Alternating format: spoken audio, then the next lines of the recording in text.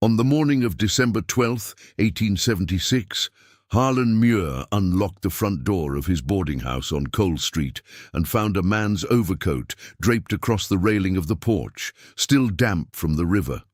He recognized the garment immediately. It belonged to Eben Carraway, the county treasurer, who had stood in Muir's front parlor 11 hours earlier, pale and trembling, insisting that someone had tried to kill him on the mountain road. Muir picked up the coat, folded it over his arm, and walked 3 blocks to the sheriff's office without stopping to put on his own hat, though the temperature had dropped well below freezing during the night. By the time he arrived, 4 other men had already gathered outside the courthouse, and none of them could agree on what time it was. The discrepancy had begun the previous night, though no one in Blackwater County understood that yet. At 17 minutes before midnight, according to the courthouse clock, the bell in the tower struck 12. 13 strokes rang out across the frozen streets, echoing against the slopes of Backbone Mountain and fading into the Blackwater River canyon below. Residents who heard the bell assumed they had miscounted. Several checked their own timepieces and found variations ranging from 9 to 17 minutes. Most blamed the cold. Clock mechanisms stiffened in winter, pendulums contracted, gears slipped. No one considered it remarkable. In Blackwater County, where the railroad had arrived only 3 years earlier and telegraph lines still sagged between freshly cut poles, time had always been a matter of rough consensus. Eben Carraway had spent the evening of December 11th at the county offices above the courthouse, reviewing tax assessments for the coming year. He was 44 years old, unmarried, and had served as treasurer for 6 years without incident. His assistant, a young clerk named Thomas Calder, left the office at 9:30 and later testified that Carraway remained at his desk, arranging receipts into a leather satchel. The satchel contained approximately $2,400 in county funds, proceeds from timber leases along the Cheat River watershed. Carraway intended to deposit the money at the Bank of Parsons the following morning. He never made the deposit. At some point between 10 o'clock and 11, Carraway left the courthouse. The night watchman, Orville Bent, stated that he saw Carraway descending the exterior staircase at 10:45 by his own pocket watch. Bent noted nothing unusual in Carraway's demeanor. The treasurer exchanged a few words about the weather, tucked the satchel under his arm, and walked east along Main Street toward the river road. Bent watched him until he passed beyond the glow of the gas lamps and disappeared into the darkness beyond the bridge. What happened during the next hour remained disputed for decades. The official record contained 6 separate accounts of Carraway's movements between 11 o'clock and midnight, and none of them agreed with any other by more than 8 minutes. 3 witnesses placed him on the mountain road near the lumber mill. 2 insisted he had stopped at the telegraph office. 1, a sawmill worker named Jasper Cole, claimed to have seen Carraway speaking with an unidentified man in a dark carriage near the railroad crossing. Cole could not describe the man, except to say that he wore a heavy coat and kept his face turned away from the road.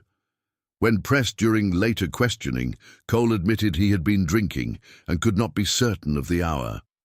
At 13 minutes before midnight, according to the clock in Harlan Muir's parlor, the front door of the boarding house burst open and Eben Carraway stumbled inside. Muir was still awake, reading a newspaper by the fire. He later described Carraway as disheveled, breathing hard, with mud on his trousers and a cut above his left eyebrow. The satchel was gone.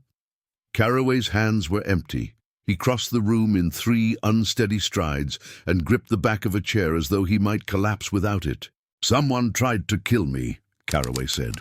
"On the road, a man in a carriage. He had a rifle." Muir asked who had attacked him. Carraway shook his head. He did not know the man.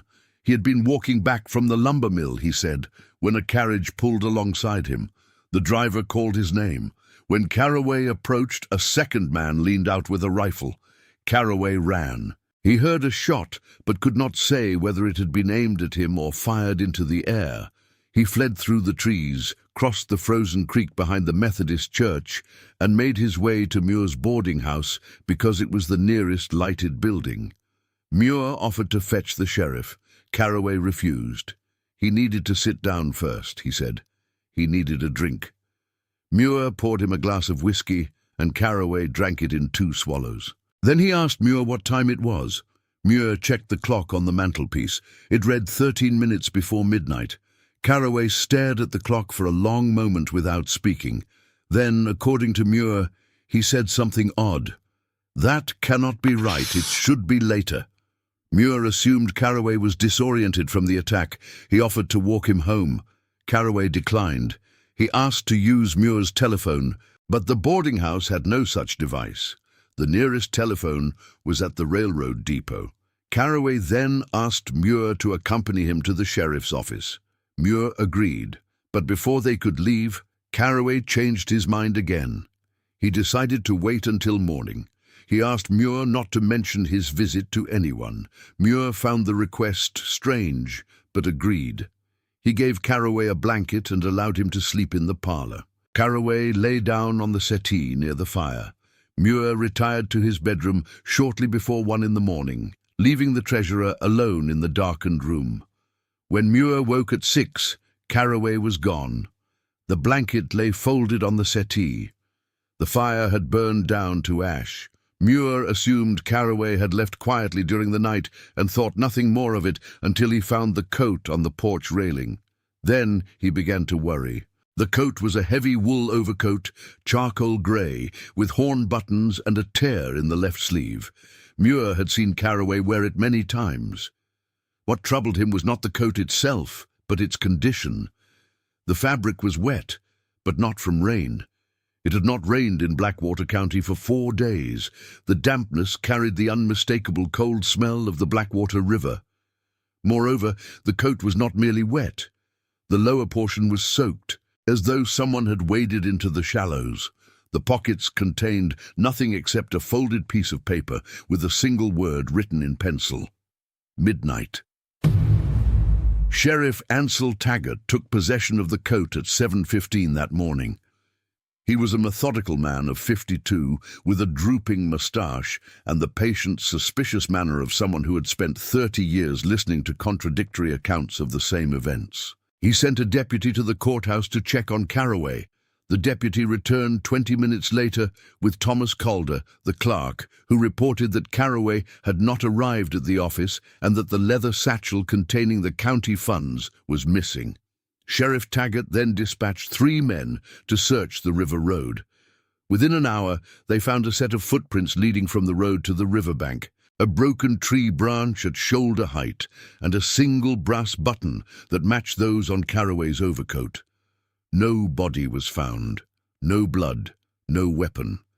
The satchel did not surface.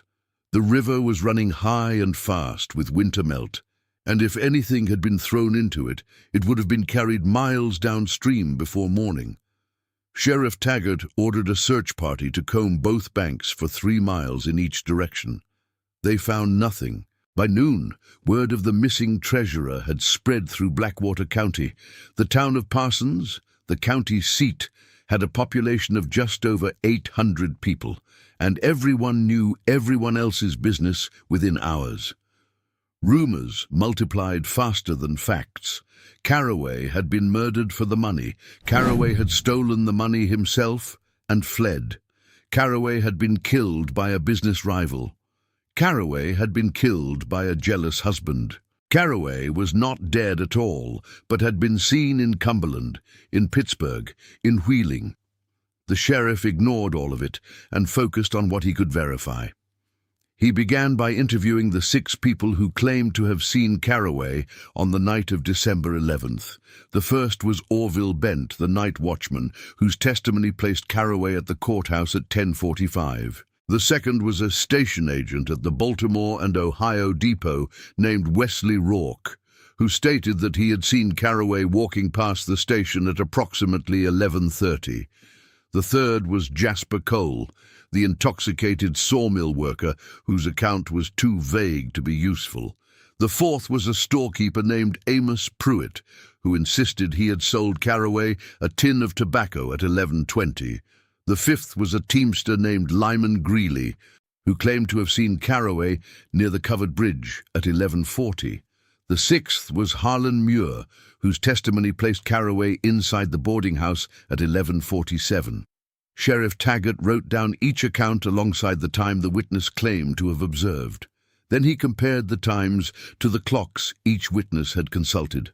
The results were confusing. Orville Bent used his own pocket watch.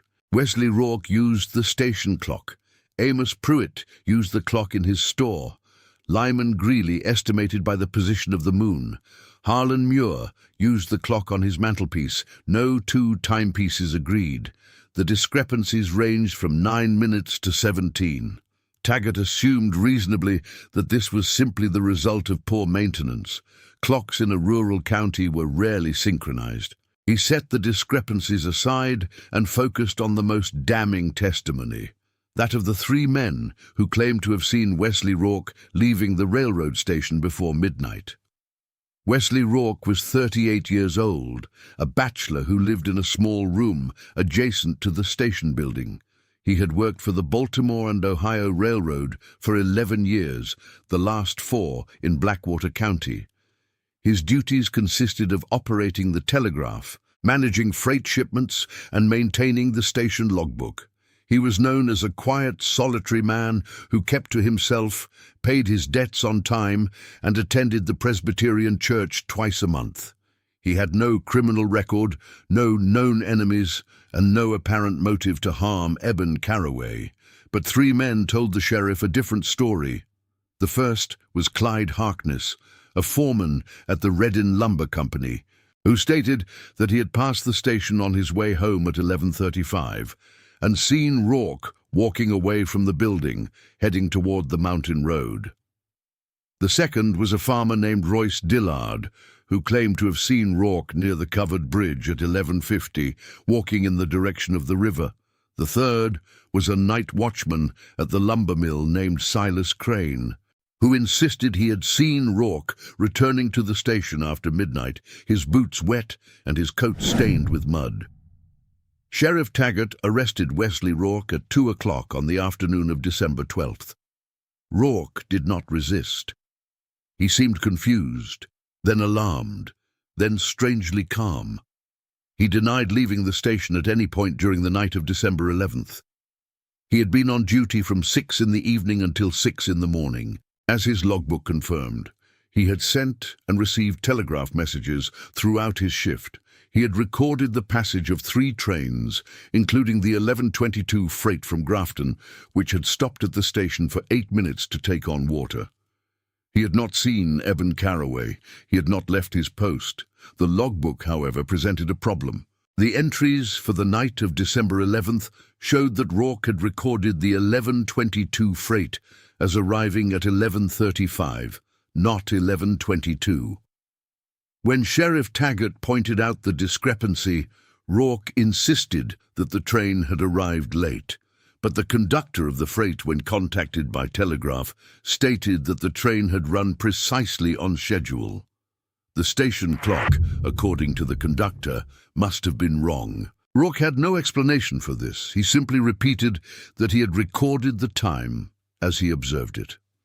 The prosecutor, Ephraim Doss, built his case around this inconsistency. Doss was 46 years old, a transplanted Virginian with political ambitions and a talent for constructing narratives that juries found persuasive. He interviewed the 3 witnesses who placed Rourke away from the station and constructed a timeline that seemed, on its surface, unassailable. At 11:35, Rourke left the station, abandoning his shift without authorization. He walked to the mountain road, where he encountered Eben Caraway, who was carrying a satchel containing over $2,000 in county funds.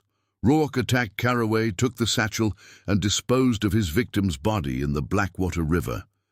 He then returned to the station after midnight, his boots wet from the river. When Caraway's coat was found the next morning, Rourke's guilt was effectively confirmed. The motive, according to Doss, was debt. Rourke owed approximately $300 to various creditors in Parsons, including a feed store, a tailor, and a saloon. The debts were not unusual for a man of his station, but Doss portrayed them as evidence of a desperate character. When Rourke was searched, deputies found $47 in his coat pocket, a sum that Rourke could not adequately explain. Rourke claimed he had been saving the money for several months. Doss argued that it was a portion of the stolen county funds. The trial was set for January 18, 1877. By the time it opened, Wesley Rourke had been condemned in the court of public opinion. The Parsons Weekly Advocate ran a series of articles portraying him as a cold-blooded killer who had preyed upon a respected public servant. The fact that Carraway's body had never been found was treated as further evidence of Rourke's cunning. He had weighted the corpse and thrown it into the deepest part of the river where it would never surface. The missing satchel, Doss argued, was buried somewhere in the mountains, waiting to be recovered once the furor died down. Rourke's defense attorney was a young man named Silas Pemberton, 29 years old and freshly admitted to the bar. He had taken the case because no one else would. His defense strategy was simple. The timeline did not work. The prosecution's own witnesses could not agree on when they had seen Rourke. The station logbook, while imperfect, showed Rourke sending a telegraph message at 11:41, which would have been impossible if he had been on the mountain road attacking Carraway at 11:40. Pemberton called the conductor of the 11:22 freight to testify about the exact time of arrival, but the conductor admitted that he had not checked his own watch against the station clock. He had simply assumed his train was on time. It was during the second day of testimony that Wesley Rourke said something that everyone in the courtroom dismissed as the desperate rambling of a guilty man. Asked by the prosecutor whether he had any explanation for the conflicting accounts of his whereabouts, Rourke leaned forward in his chair and spoke in a voice so quiet that the court reporter had to ask him to repeat himself. "That night," Rourke said, "everyone in Blackwater County was living on the wrong time." The statement drew laughter from the gallery. Judge Lemuel Hatch banged his gavel and warned the spectators to remain silent. Ephraim Doss seized on the remark, asking Rourke if he expected the jury to believe that every clock in the county had malfunctioned simultaneously. Rourke did not answer. He simply repeated his earlier assertion. He had not left the station before midnight. He had recorded the times as he saw them. If the times were wrong, then the fault lay not with him, but with the clocks themselves. No one in the courtroom believed him. No one except perhaps a woman who was not present at the trial, but who had been following the case with growing unease from the telegraph station at Leadville, the next stop on the rail line 20 miles east of Parsons.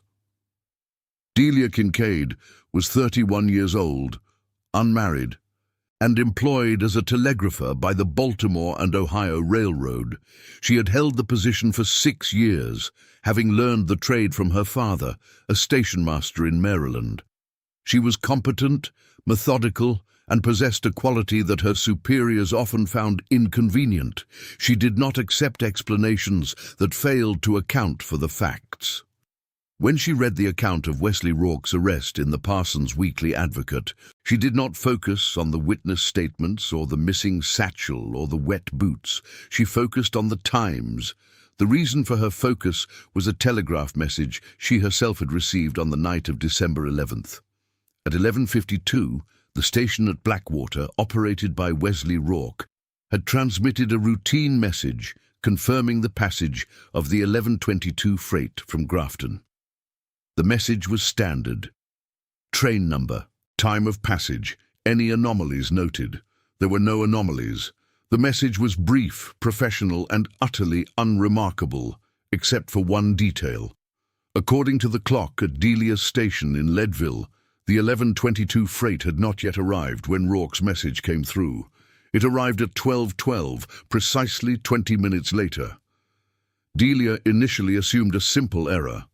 Rourke had misread his clock, or the clock at Blackwater was fast, or the train had been early leaving Grafton and the schedule had not been updated.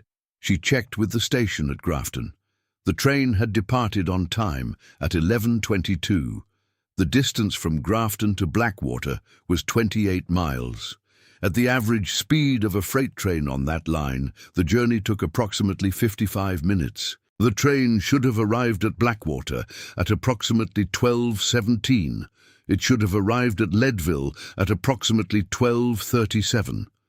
Instead, Rourke's message placed it at Blackwater at 11:52, a full 25 minutes early, and Delia's own logbook placed it at Leadville at 12:12, still 25 minutes early, and 25 minutes before Rourke's message should have been sent.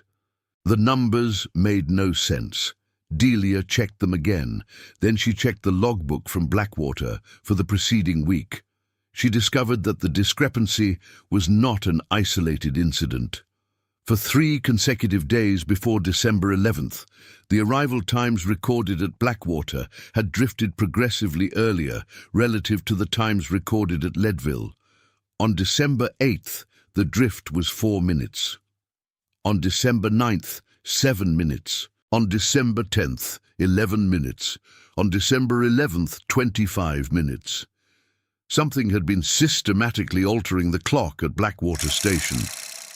Delia brought her findings to the attention of her supervisor, a man named Marcus Finch, who listened patiently and then told her that the matter was not her concern. Rourke had been arrested for murder, or at least for robbery and possible murder, and the precise time of a freight train's arrival was irrelevant to the case. Delia disagreed, but said nothing further to Finch. Instead, on her next day off, she bought a ticket to Parsons and began asking questions that no one else had thought to ask. Her first stop was the courthouse. The clock in the tower had been installed in 1862, manufactured by a company in Connecticut, and shipped by rail in 4 separate crates. It had kept reasonably accurate time for 14 years, requiring only seasonal adjustments. But when Delia examined the maintenance log kept by the county clerk, she found an entry dated December 8th, 3 days before Carraway's disappearance. The entry recorded that the courthouse clock had been serviced by a traveling clockmaker named Virgil Sanner, who had been hired to adjust the mechanism and clean the gears. The entry was signed by the deputy clerk, but the payment had been authorized by someone whose signature Delia did not recognize. The amount was $4, a reasonable fee for such work. Delia then visited the boarding house of Harlan Muir. She examined the clock on the mantelpiece, a modest pendulum clock of German manufacture. Muir told her that the clock had been running 13 minutes slow for as long as he could remember. But on the night of December 11th, he insisted it had shown the correct time. Delia asked how he knew it was correct. Muir could not say.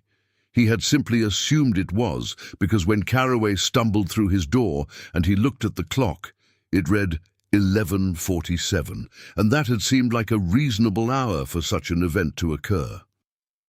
Delia asked if anyone else had adjusted the clock. Muir remembered that a clockmaker had visited the boarding house 3 days earlier, offering to regulate the mantelpiece clock free of charge as part of a promotional arrangement with a manufacturer in Baltimore. Muir had accepted the offer. The clockmaker had opened the case, adjusted something inside, and left within 15 minutes. The station clock, Delia already knew from the logbook, had been serviced on the same day. She visited the Methodist church, whose clock had stopped entirely on the night of December 11th. The pastor, a weary man named Ephraim Cole, told her that the church clock had been running steadily for years, requiring only occasional winding. On December 8th, a traveling clockmaker had offered to tune the mechanism. The pastor had agreed. The clock had run perfectly for 3 days, and then, on the night of December 11th, had stopped at 17 minutes before midnight and never moved again. The pastor had assumed the cold weather was to blame. He had not considered the possibility that the clockmaker had done something to cause the stoppage. Delia now had a name, Virgil Sanna. She also had a pattern. In the 3 days preceding Eben Carraway's disappearance, Sanna had visited at least 4 locations in Blackwater County and adjusted the clocks at each one. The courthouse clock had been advanced by approximately 17 minutes. The boarding house clock had been advanced by 13 minutes. The station clock had been advanced by 9 minutes. The church clock had been set to stop at exactly 17 minutes before midnight. The result was a county in which no 2 public timepieces agreed, where the official time kept by the courthouse was nearly 20 minutes ahead of the unofficial time kept by the church, and where every witness to the events of December 11th had consulted a different clock and therefore told a different story. But the discovery raised more questions than it answered. Why would anyone go to such lengths to create temporal chaos? And who had paid for the work? The payments, Delia discovered, had not come from a single source. The courthouse clock had been paid for by a lumber company executive. The boarding house clock had been paid for by a merchant. The station clock had been paid for by a railroad official. The church clock had been paid for by an anonymous donor who left cash in an envelope. 4 different men had contributed to the cost of a service that on its surface seemed entirely benign. Each of them, when questioned, claimed to have acted independently, responding to an offer from Sanna that had seemed too reasonable to refuse. By the time Delia had assembled these facts, Wesley Rourke's trial was in its 3rd day. She approached Silas Pemberton, the defense attorney, and laid out what she had found.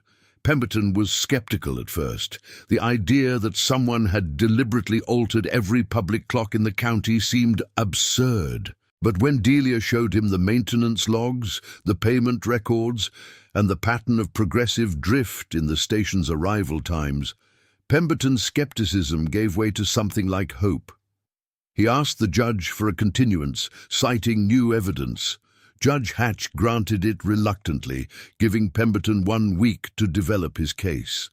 The continuance bought time, but it also attracted attention. The Parsons Weekly Advocate ran a front-page story about the clock conspiracy, portraying Delia as a meddling spinster whose amateur detective work was interfering with the course of justice. Anonymous letters began arriving at the telegraph office in Leadville, warning Delia to drop her investigation. Her supervisor, Marcus Finch, suggested that her position with the railroad might be in jeopardy if she continued to involve herself in matters outside her professional duties. Delia ignored all of it. She had come too far to stop now. The message that had started her investigation, the 11:52 telegraph from Blackwater, had not been a clerical error. Someone had sent it deliberately, and the time-stamp it bore was not a mistake. It was a clue. She began the process of reconstructing the night of December 11th without relying on any of the altered clocks. Instead, she used events that could not be manipulated. The arrival of a train controlled by another station, a scheduled explosion at a quarry 12 miles away, the shift change of workers at the Reddin Lumber Company mill, and an automatic telegraph signal transmitted when a specific train crossed a switching point on the line. These events were independent of Blackwater's clocks. They were recorded elsewhere by people and mechanisms that had no connection to Virgil Sanna or his mysterious employers. By comparing them, Delia could establish a chronology that was, if not perfectly precise, at least free from deliberate distortion. The results dismantled the prosecution's timeline piece by piece.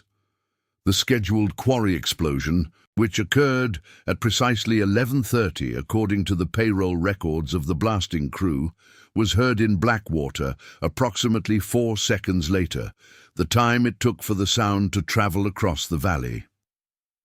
Wesley Rourke had noted the explosion in his logbook as occurring at 11:47. The discrepancy was 17 minutes, which corresponded exactly to the amount by which the station clock had been advanced. If the explosion had occurred at 11:30, Then Rourke's logbook entry was actually made at 11:30, not 11:47, as the clock indicated. This meant that Rourke was still at his post, making entries in his logbook at the very moment the prosecution claimed he was on the mountain road attacking Eben Carraway. The automatic telegraph signal provided further corroboration. When the 11:22 freight crossed a switching point 14 miles east of Blackwater, a mechanical trip switch transmitted a brief signal to all stations on the line. The signal was recorded at Leadville at 11:41. It was recorded at other stations along the line at intervals consistent with the train's speed, but it was recorded at Blackwater at 11:58. The discrepancy was, once again, 17 minutes. Subtracting that amount, the signal had actually arrived at Blackwater at 11:41, the same time it arrived at Leadville. This meant that the Blackwater station clock was 17 minutes fast when Rourke recorded the signal. It also meant that Rourke was present at the station to receive the signal, because the automatic trip switch did not generate a written record. A human operator had to be there to note it in the logbook. Finally, the shift change at the Reddin Lumber Company mill provided a third anchor point. The night shift ended at midnight, and the day shift began at the same hour. The changeover was signaled by a steam whistle that could be heard throughout the town. Clyde Harkness, the foreman who claimed to have seen Rourke leaving the station at 11:35, had based his time estimate on the station clock. But the steam whistle had not yet sounded when Harkness passed the station, which meant it was not yet midnight by the mill's clock. If the mill's clock was approximately correct, then Harkness had actually passed the station closer to 11:15 or 11:20. Rourke could not have been leaving the station at 11:15 because he was still there at 11:30 recording the quarry explosion. And he was still there at 11:41 recording the automatic telegraph signal. By the time Pemberton presented these findings to the court, the prosecution's case had developed a fatal flaw. If Rourke had been at the station until at least 11:41, he could not have been on the mountain road attacking Carraway at 11:40, as Clyde Harkness claimed. If the station clock was 17 minutes fast, then every time cited by the prosecution's witnesses was equally unreliable. The jury, composed of 12 farmers and merchants who had spent their lives trusting the clocks in their own homes, found themselves confronted with the unsettling possibility that time itself, or at least its measurement, could not be taken for granted. Judge Hatch, faced with testimony that seemed to unravel the fabric of temporal certainty, made a decision that surprised everyone in the courtroom. He ordered the sheriff to locate Virgil Sanner and bring him before the court. Sanner had left Blackwater County before dawn on December 12th, the morning after Carraway's disappearance, but Sheriff Taggart's deputies traced him to a boarding house in Morgantown, where he was found repairing a customer's watch in his room. He was brought back to Parsons in handcuffs. Though he had not been charged with any crime, he was, the judge explained, a material witness whose testimony was essential to understanding what had happened on the night of December 11th. Virgil Sanner was 53 years old, a thin man with spectacles and the careful, precise hands of someone who had spent decades working with delicate mechanisms. He spoke with a faint accent that some identified as Dutch and others as German. He had been a clockmaker for 35 years, traveling throughout the mid-Atlantic states, repairing and regulating timepieces for anyone who could afford his services. He had no criminal record and no apparent connection to Eben Carraway, Wesley Rourke, or anyone else involved in the case. He seemed genuinely bewildered by the attention. Under questioning, Sanner admitted that he had been hired to adjust the clocks in Blackwater County. He had received a letter in early December, delivered to his lodging house in Clarksburg, offering him a week's work of regulating public and private timepieces in Parsons and the surrounding area. The letter specified exactly how many minutes each clock was to be adjusted. The courthouse clock 17 minutes forward, the boarding house clock 13 minutes forward, the station clock 9 minutes forward, the church clock. The letter instructed was to be set to stop at 17 minutes before midnight on December 11th. The letter also instructed Sanna to visit several private homes and businesses, adjusting their clocks by amounts ranging from 4 to 11 minutes. Sanna had followed the instructions precisely. He had been paid in cash, in separate installments, by 4 different men whose names he did not know, but whose faces he could describe. The 4 men were summoned to the courthouse. They were Malcolm Reddin, owner of the Reddin Lumber Company, Tobias Finch, a railroad freight supervisor, and the older brother of Delia's supervisor, Marcus Finch. Orville Bent, the night watchman whose testimony had placed Carraway at the courthouse at 10:45, and a merchant named Hiram Jessup who owned a dry goods store on Main Street. None of them denied paying Sanna. Each claimed to have done so at the request of Eben Carraway himself. The revelation altered the entire trajectory of the case. Eben Carraway, the supposed victim, had been the architect of the temporal chaos that had confused every witness to his own disappearance. He had not been the target of a conspiracy. He had been its organizer.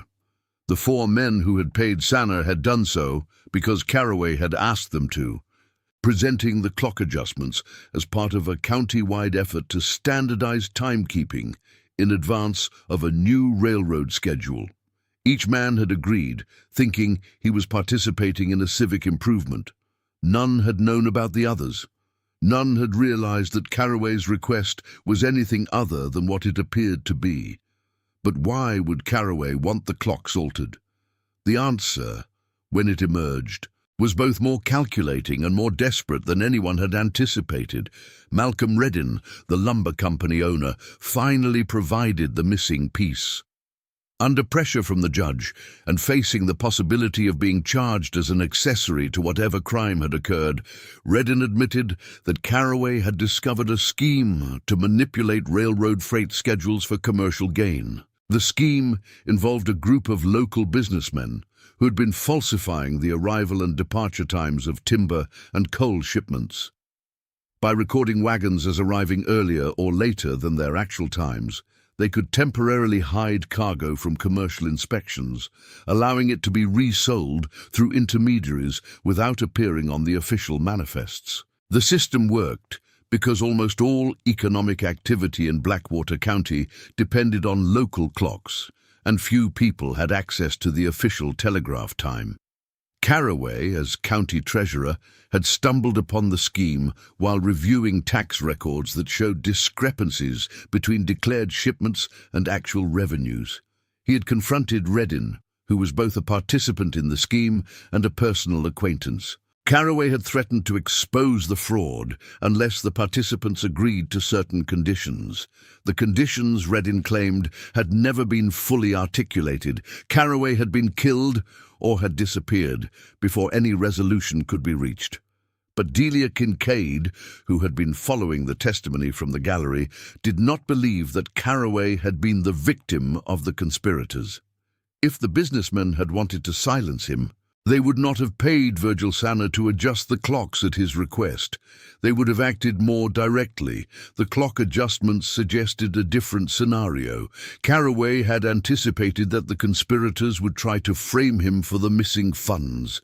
He had therefore preempted them by creating a temporal landscape so chaotic that no coherent timeline could be established.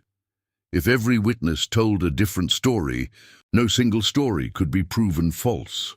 Carraway intended to survive the night, disappear for a few days, and then return after the conspirators' accounts had been recorded, demonstrating that multiple men had lied about times they believed they knew.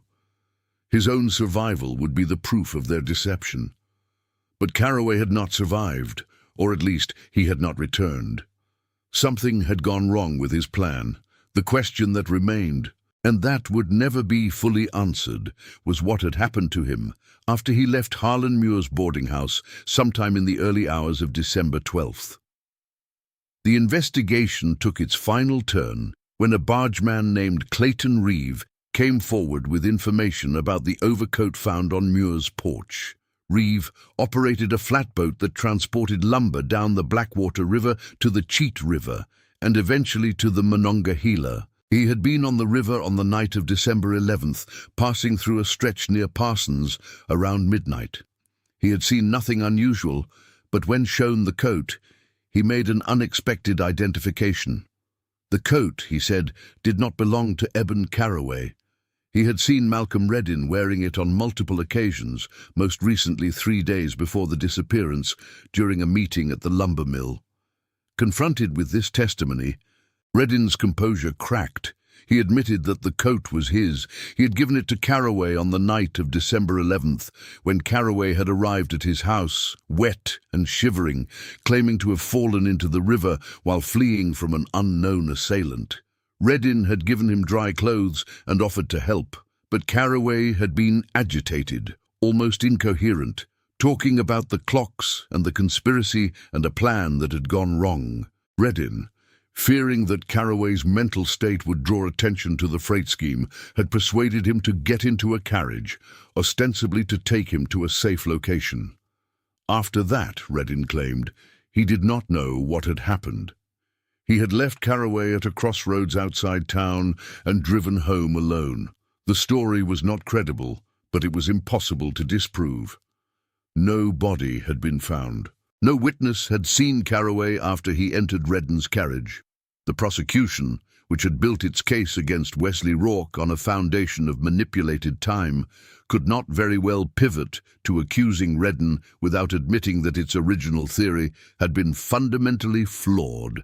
In the end, a compromise was reached. Rourke was acquitted and released. Reddin was charged with obstruction of justice and conspiracy to commit fraud. But the charges related to the freight scheme, not to Carraway's disappearance. Several other businessmen faced similar charges. Some were convicted, most were not. The freight scheme collapsed, and several companies in Blackwater County either closed or changed ownership in the months that followed. Wesley Rourke left Parsons within a week of his acquittal. He moved to Ohio, where he found work as a telegrapher for a different railroad. He never returned to Blackwater County. Delia Kincaid continued her career with the Baltimore and Ohio, eventually becoming the first female station master on the line. She never spoke publicly about her role in the case, but she kept a file of documents related to the investigation, which she donated to the West Virginia State Archives in 1964, 3 years before her death at the age of 87. The fate of Eben Carraway was never determined. In 1923, a construction crew excavating a foundation near the old railroad crossing found a leather satchel buried approximately 4 feet below ground level.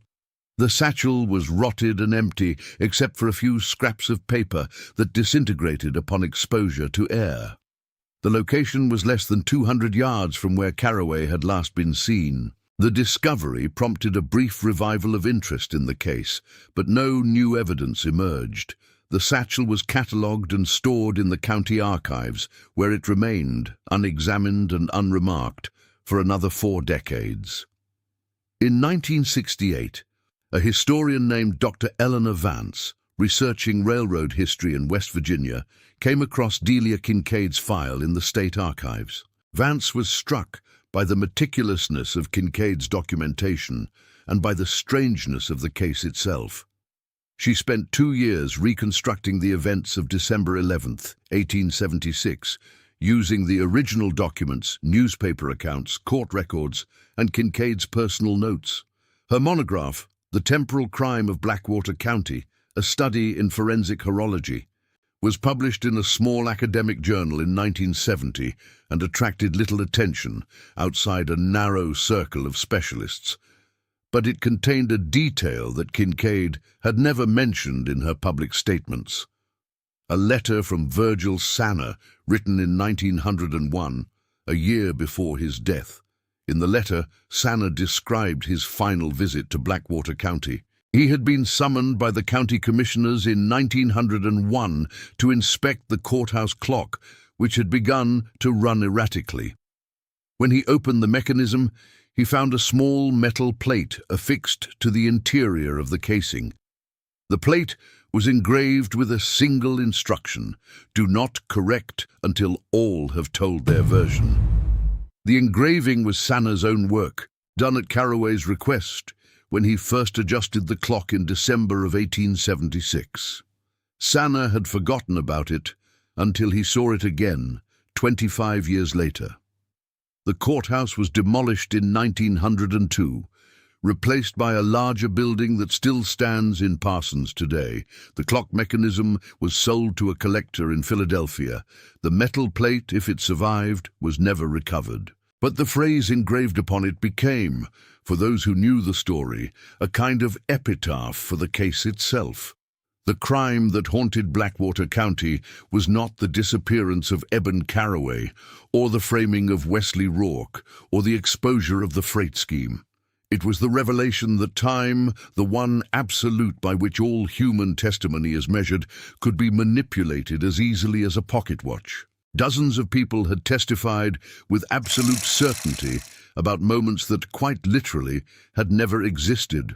They had checked their clocks, noted the positions of the hands, and believed what they saw, and every single one of them had been wrong. In the years that followed the trial, Blackwater County developed a peculiar relationship with time. Residents who had lived through the events of December 11th became obsessed with accuracy. They bought new clocks, synchronized them weekly with telegraph signals, and regarded any discrepancy as a potential conspiracy. Others went in the opposite direction, refusing to trust any timepiece at all. The older generation, those who remembered Carraway and Rourke and the trial, rarely spoke of the case directly, but when they did, they always returned to the same observation. No one could say what time the crime had occurred because, on that night, every important man in the county needed it to be a different hour. The silence that settled over the case was not the silence of forgetfulness, but the silence of complicity. Too many people had told too many stories. Too many reputations depended on the official version of events. It was easier and safer to let the clock run on uncorrected, to let the hands point where they would, and to pretend that the discrepancy did not matter. In Blackwater County, time had become a matter of consensus rather than measurement, and the consensus had been shaped by men who had every reason to ensure that the truth remained buried.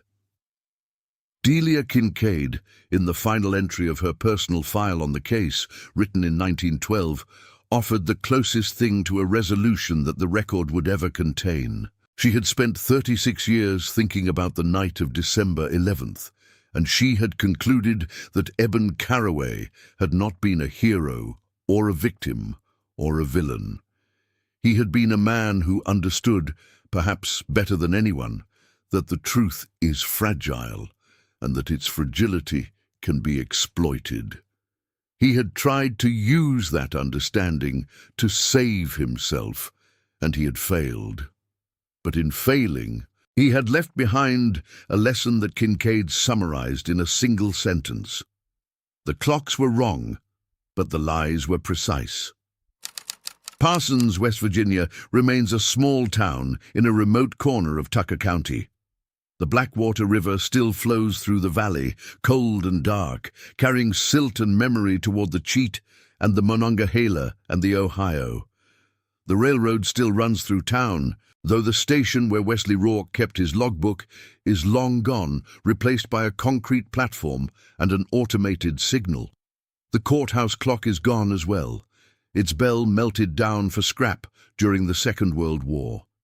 The boarding house on Cole Street burned in 1935. The church where the clock stopped at 17 minutes before midnight is still standing, though the clock itself was replaced in 1951 and has kept perfect time ever since. But if you walk the streets of Parsons on a winter night, when the temperature drops below freezing and the mist rises from the river, you might still hear the old story told in fragments. Someone will mention the treasurer who vanished. Someone else will remember the telegraph operator who insisted he was innocent. A third person, usually the oldest in the room, will lean forward and lower their voice and say that the real crime was not the money or the disappearance or the lies. The real crime, they will say, is that for one night in 1876, time itself became a weapon, and no one who lived through it ever trusted a clock again. And then someone will look at their watch and frown and wonder aloud whether it is running fast or slow, and no one at the table will be able to answer with certainty, because in Blackwater County, the question of what time it is has never been entirely settled since the night Eben Carraway walked into Harlan Muir's boarding house at 13 minutes before midnight and discovered that the hour he was living in had already passed.